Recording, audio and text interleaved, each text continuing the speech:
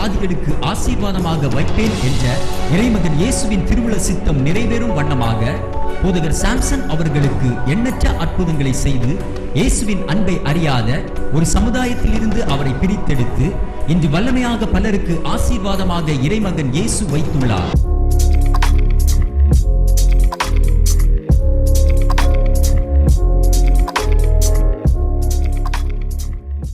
ஆண்டவராக இயேசு கிறிஸ்துவின் நாமத்தினாலே நான் உங்களை வாழ்த்துகிறேன். கர்த்தர் உங்களை அதிகமாக ஆசீர்வதிப்பாராக. இன்றைக்கு வேதத்தில் வாசிக்கும்போது அதேபோல் எரேமியா எழுதின தீர்க்கதரிசன புஸ்தகம் 29:11 வாசிக்கிறோம். நீங்கள் எதிர்பார்த்திருக்கிற முடிவை என்று வாசிக்கிறோம். இன்றைக்கு எல்லாருமே அநேக காரியத்தை குறித்து எதிர்பார்த்திருக்கிறோம்.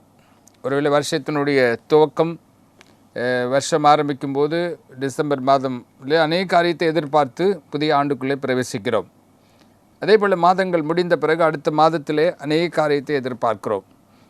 அப்படி எல்லாருமே ஒவ்வொரு மாதங்களும், ஒவ்வொரு நாட்களும், ஒவ்வொரு வாரங்களும் எதிர்பார்த்து தம்முடைய குடும்பங்களை நடத்துகிறோம், திருச்சபைகளை நடத்துகிறோம். இந்த உலகத்தில் எந்த ஒரு மனுஷனும் எதிர்பார்ப்பு இல்லாத வாழ முடியாது. தொழில் செய்கிறவர்கள் தொழிலில் நல்ல வருமானம் இருக்க வேண்டும் என்று எதிர்பார்க்கிறார்கள். வேலை செய்கிறவர்கள் சம்பளம் உயர்வு வேண்டும் என்று எதிர்பார்க்கிறார்கள். பிள்ளை இல்லாதவர்கள் பிள்ளை வேண்டும் என்று எதிர்பார்க்கிறார்கள். அதே போல் பலவிதமான ஆஸ்திகளை இழந்தவர்கள் திரும்பவும் இந்த ஆஸ்திகளை வாங்க வேண்டும் என்று எதிர்பார்க்கிறார்கள். அதே போல் தேசம் நன்மை பெற வேண்டும் என்று அநேகர் எதிர்பார்க்கிறார்கள். அப்படியான ஒரு தேசத்திலிருந்து மறு தேசத்துக்கு உதவிகள் வேண்டும் என்று அநேகர் எதிர்பார்க்கிறார்கள் நலிந்து போயிருக்கிற நிலையிலே. அப்படியானால் வறுமையில் இருக்கிறவர்கள் தன்னுடைய வறுமை மாறும் என்று அநேக காரியத்தை எதிர்பார்க்கிறார்கள். அதே போல் எக்ஸாம் எழுதின பிள்ளைகள் பரீட்சையில் நல்ல மார்க்கில் வாங்க வேண்டும் என்று எதிர்பார்க்கிறார்கள். அதை நடத்துகிற நிர்வாகி கூட அநேக காரியங்களை எதிர்பார்த்தான் வாழ்கிறார்கள். அப்போ ஒவ்வொரு மனுஷனும், ஒவ்வொரு மனுஷியும், ஒவ்வொரு தலைவர்களும் பல டிபார்ட்மெண்ட் இருந்தாலும் எல்லாரும் அநேக காரியத்தை எதிர்பார்த்து வருகிறார்கள். ஆனால் அதற்கு வேதம் என்ன சொல்லுகிறது என்று அந்த வசனத்தில் சொல்லியிருக்கிறோம். நீங்கள், நீ அல்ல, நீங்கள் அநேகர், மற்றவர்கள், ஒன்றுக்கு மேற்பட்டவர்கள், நீங்கள் எதிர்பார்த்திருக்கும் முடிவை உங்களுக்கு கொடுக்கும்படிக்கு நான் உங்கள் பேரில் நினைத்திருக்கிற நினைவுகளை அறிவேன் என்று கர்த்தர் சொல்லுகிறார். அப்போ நீங்கள் எதிர்பார்த்திருக்கிற காரியத்தை நான் உங்களுக்கு செய்யும்படிக்கு, அப்போ என்னென்ன காரியங்கள் இருக்கிறதோ வேதம் சொல்லுகிறது, குதிரை யுத்தத்துக்கென்று ஆயத்தமாக இருக்கும் செய்மோ கர்த்தரால் வரும். நீங்கள் நினைத்திருக்கிற நினைவுகள், என்னென்ன நினைவுகள் இருக்கிறதோ, என்னென்ன காரியம் இருக்கிறதோ, ஒருவேளை காலையில் எழும்போது அந்த ஞாபகம் வரலாம், தூக்கத்துக்கு செல்வதற்கு முன்பதாக அந்த நினைவுகள் வரலாம். ஆனால் என்னென்ன காரியங்களை நீங்கள் நினைத்திருக்கிறீர்களோ அத்தனை காரியங்களையும் ஆண்டவர் செய்வேன் என்று சொல்லி வாக்கு பண்ணியிருக்கிறார். அப்போ அந்த என்ன நினைவுகள் என்றால் நன்மைக்கு ஏதுவான நினைவுகளை தேவன் நிறைவேற்றுவார்.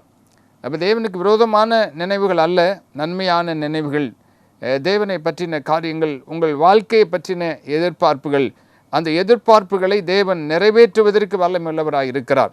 ஆகவே இந்த நாட்களிலே நீங்கள் அநேக காரியத்தை எதிர்பார்த்திருக்கிறீர்கள். பிள்ளைகளுடைய நல்ல காரியங்களுக்கு, விசேஷமாக விவாக காரியங்கள், அதே போல் குடும்பங்கள் வீடுகள் கட்டுவதற்கு, இல்லை பலவிதமான இடம் வாங்குவதற்கு, இப்படி அநேக காரியத்தை நீங்கள் எதிர்பார்த்து நிற்கிறீர்கள்.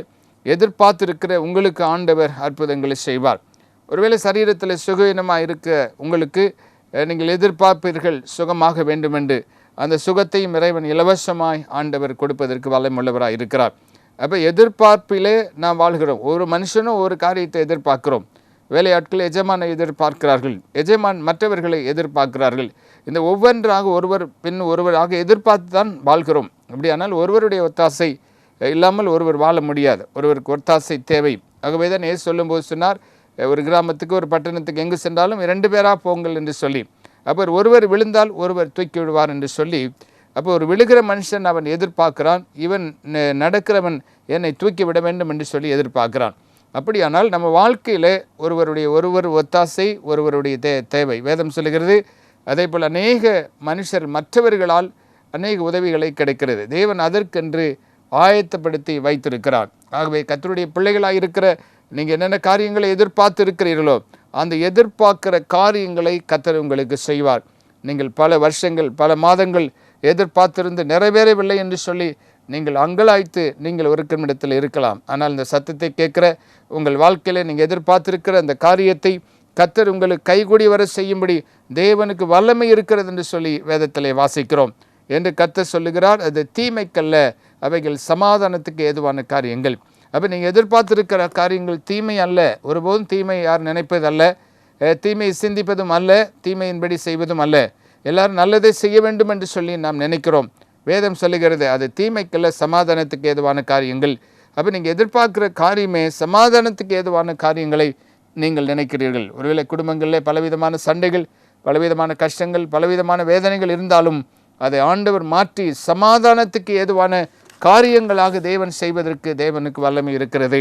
அதே போல் சங்கீதம் 136:23 வாசிக்கிறோம், நம்முடைய தாழ்வில் நம்மை நினைத்தவரை துதியுங்கள் என்று சொல்லி. ஆண்டவர் நம்முடைய தாழ்விலே நம்மளை நினைத்தார். இன்றைக்கி அநேகர் நம்ம நினையாமல் இருக்கலாம், நினைக்கவில்லை என்று சொல்லி நினைக்கலாம். ஒருவேளை ஐஸ்வர்யவான் ஏழைகளை நினையாமல் இருக்கலாம். ஒருவேளை அநேக உறவினர்கள் மத்தியில் ஐஸ்வர்யானா நம்மை நினையாமல் இருக்கலாம். ஆனால் வேதம் சொல்லுகிறது நம்முடைய தாழ்வில் நம்மை நினைத்தவரை துதியுங்கள்.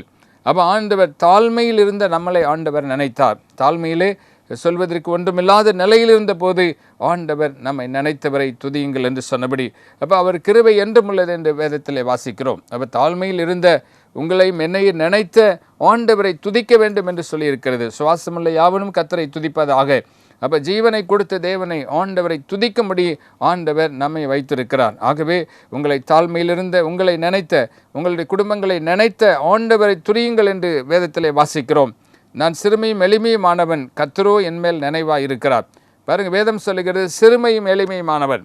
எங்கள் சிறுமைப்பட்டோம், சிறுமை உள்ளவர்கள், நாங்கள் சிறுமைப்படுத்தப்பட்டோம், நாங்கள் சிறுமைக்குள்ளே இருக்கிறோம் என்று சொல்லி நினைக்கலாம். ஆண்டவர் சொல்லுகிறார் நான் சிறுமையும் எளிமையுமானவன் என்று அவர் சொல்லுகிறதை பார்க்கிறோம். அப்போ ஆண்டவருடைய வார்த்தை விதமாய் சொல்லுகிறது கர்த்தரோ என் மேல் நினைவாய் இருக்கிறாராம். அப்போ சிறுமையாக இருக்கிறவன், எளிமையாக இருக்கிறவன், ஏழையின் மேலே தேவன் நினைவாய் இருக்கிறார். இன்றைக்கு ஒருவேளை நீங்கள் நினைக்கலாம், உங்கள் நினைப்பதற்கு யாரும் இல்லை, நினைவாய் இருப்பதற்கு ஒருவரும் இல்லை, எல்லாரும் என்னை மறந்து போனார்கள். ஆனால் வேதம் சொல்லுகிறது ஆண்டவர் உங்கள் மேலே நினைவாய் இருக்கிறார். எனக்கு அன்பு சகோதரா சகோதரியே, உங்கள் வாழ்க்கையில் நினைவாய் இருக்கிற ஒரு தெய்வம் இருக்கிறார் என்று வேதத்திலே வாசிக்கிறோம். அது மாத்திரமில்லை, அந்த வசனத்திலே வாசிக்கும் போது தேவரீர் என் துணையும் என்னை விடுவிக்கிறவருமாயிருக்கிறீர், என் தேவனே தாமதியாகும். அப்போ ஆண்டவர் நம்ம நினைப்பது மட்டுமல்ல, ஆண்டவர் நம்மை விடுதலை ஆக்கிறவர் என்று வேதத்திலே வாசிக்கிறோம். அப்போ எல்லா சூழ்நிலைகளிலும் ஆண்டவர் நம்மை விடுதலை ஆக்கிறவர். இன்றைக்கு இந்த சத்தத்தை கேட்குற எந்தெந்த காரியத்தில் ஒருவேளை சிறைப்பட்டு இருக்கிறீர்களோ, விடுதலை ஆக முடியாத நீங்கள் இருக்கிறீர்களோ, ஆண்டவர் மெய்யாகவே தேவன் உங்களுக்கு விடுதலையை கர்த்தர் கொடுப்பார் என்று சொல்லி நான் விசுவாசிக்கிறேன். வேதம் சொல்லுகிறது சங்கீதம் 37:18 வாசிக்கிறோம், உத்தமரில் நாட்களை ஆண்டவர் கர்த்தர் அறிந்திருக்கிறார், அவர்களை சுதந்திரம் என்றென்றைக்கும் இருக்கும் என்று சொல்லி. அப்போ உத்தமர்களின் நாட்களை கூட தேவன் அறிந்திருக்கிறார். நம்முடைய வாழ்க்கையில் இருக்கிற காலங்கள், நாட்களை தேவன் நினைத்தும் இருக்கிறது மட்டுமல்ல, அவர் அறிந்திருக்கிறார் என்று வேதத்திலே வாசிக்கிறோம். ஆகவே உங்கள் வாழ்க்கையில் நம்முடைய நாட்கள், நம்முடைய காலங்களை அவர் நினைத்திருக்கிறார். உத்தமர்களின் நாட்களை அவர் அறிந்திருக்கிறார். அப்போ அவருடைய சூழ்நிலைக்கு, அவருடைய கண்களுக்கு மறைவாக நம்முடைய வாழ்க்கையில் ஒன்றுமே செயல்பட முடியாது என்று சொல்லி வாசிக்கிறோம். அதேபோல் சங்கீதம் 85:12 வாசிக்கிறோம், கர்த்தர் நன்மையானதை தருவார், நம்முடைய தேசம் தன் பலனை கொடுக்குமாம். எல்லாரும் எதிர்பார்க்கிறபடி இந்த தேசத்தில் நன்மை உண்டாக வேண்டும் என்று நினைக்கிறார்கள், இந்த தேசத்தில் நன்மை நடக்க வேண்டும் என்று சொல்லுகிறார்கள். இப்பொழுது இருக்கிற எல்லா விதமான பிரச்சனைகள் எல்லாம் மாறி ஆண்டவர் தேசத்திலே ஒரு சமாதானத்தையும் நன்மையும் ஆண்டவர் தருவார். அவர் எப்பொழுதுமே தம்முடைய ஜனங்களுக்கு, உலகத்தில் இருக்கிற எல்லாருக்கும் நன்மையானதை தேவன் கொடுப்பார். ஆகவே தான் வேதம் சொல்லுகிறது தெளிவாக, கர்த்தர் நன்மையானதை தருவார், நம்முடைய தேசம் தன் பலனை கொடுக்குமாம். நம்முடைய தேசம் பலனை மட்டுமல்ல, இந்த தேசம் ஆசீர்வாதத்துக்குள்ளே கடந்து செல்லும் என்று உங்களுக்கு நான் சொல்லுகிறேன். ஆகவே வேதம் சொல்லுகிறது கர்த்தர் நம்மை நினைத்திருக்கிறார், அவர் ஆசீர்வதிப்பார். அப்போ நம்முடைய வாழ்க்கையில் அவர் நினைத்தபடியினால் நமக்கு ஆசீர்வாதம் வரும். ஒருவேளை இந்த வரல எனக்கு ஆசீர்வாதம் சொல்லுகிற அளவுக்கு இல்லை என்று சொல்லி நினைக்கலாம். ஆண்டவர் அப்பத்தை மீனை ஆசீர்வதித்து அதை பெருக பண்ண கூடுமானால் ஆண்டவர் உங்கள் வாழ்க்கையில் கர்த்தர் நினைத்திருக்கிறார், அவர் உங்களை ஆசீர்வதிப்பார். வேதம் சொல்லுகிறது உங்களை ஆசீர்வதிக்கவே ஆசீர்வதிப்பார் என்று சொல்லி.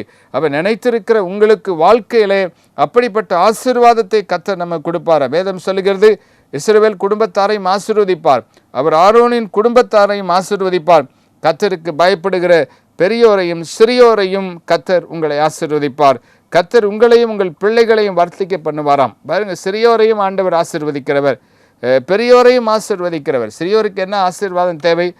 சிறிய பிள்ளைகளுக்கு படிப்பு காரியங்கள், மற்ற எல்லாவற்றிலும் ஞானம், தெய்வீக காரியம் தேவை. சிறிய பிள்ளைகளுக்கு நல்ல ஆரோக்கியமான சரீரம் தேவைப்படுகிறது. ஆகவே தான் சிறியோரையும் பெரியோரையும் ஆசீர்வதிப்பாராக.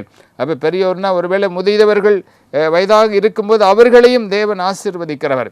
அப்போ முதிர்ந்த நிலை வரும்போது யார் என்ன நினைக்கிறார் என்று சொல்லி தகப்பன்மார் தாய்மார் நினைக்கலாம். உங்களை கர்த்தர் ஒருபோதும் உங்களை கைவிட மாட்டார்.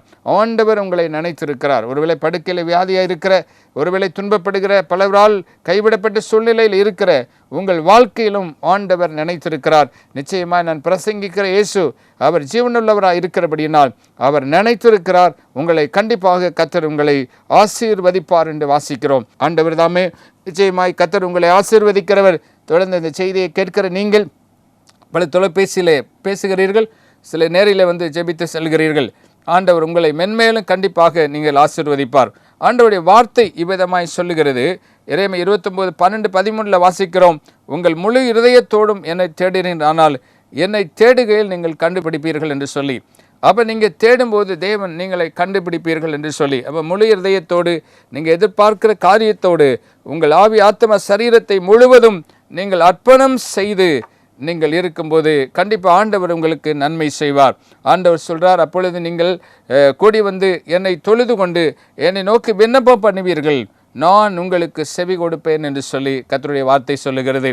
ஆகவே நீங்கள் கூடி வந்து ஜெபிக்கிற இந்த நாட்களை ஜெபித்து கொண்டிருக்கிற தேவனுடைய பிள்ளையே, உனக்கு இன்னொரு பதில் இல்லாமல் இருக்கலாம். உங்கள் ஜெபத்தை நிச்சயமாய் ஆண்டவர் கேட்டு உங்களுக்கு பதிலளிக்கிறவர்.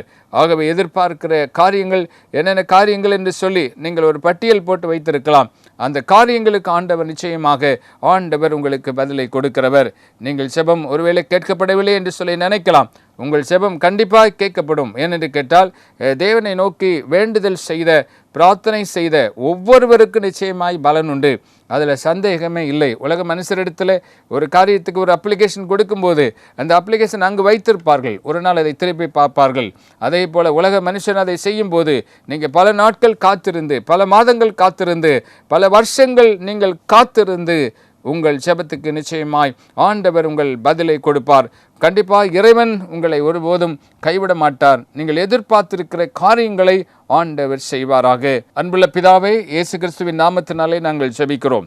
இன்றைக்கு இந்த சத்தத்தை கேட்கிற, எதிர்பார்க்கிற நம்முடைய பிள்ளைகளை கர்த்தர் நீர் ஆசீர்வதித்து நடத்தும்படி இயேசுவின் நாமத்திலே நாங்கள் ஜெபிக்கிறோம்.